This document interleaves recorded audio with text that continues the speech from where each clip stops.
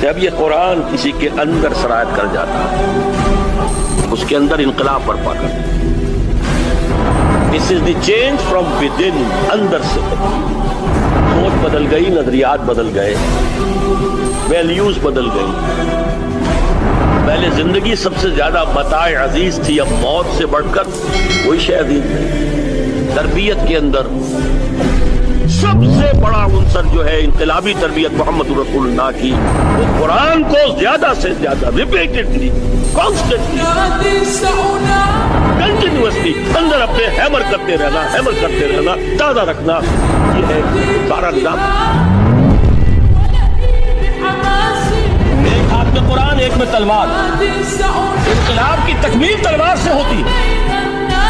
کتاب سے ایک جماعت تیار ہوتی ہے، ایک قوت تیار ہوتی ہے. 313 جو میدان بدر میں تھے وہ قرآن کا اعجاز کا ظہور تھے، لیکن ان کے ہاتھوں میں تلوار آئی ہے. ہم اسے ڈینائی نہیں کریں گے کہ در حقیقت انقلاب محمدی کی تکمیل میں یقیناً تلوار کا حصہ.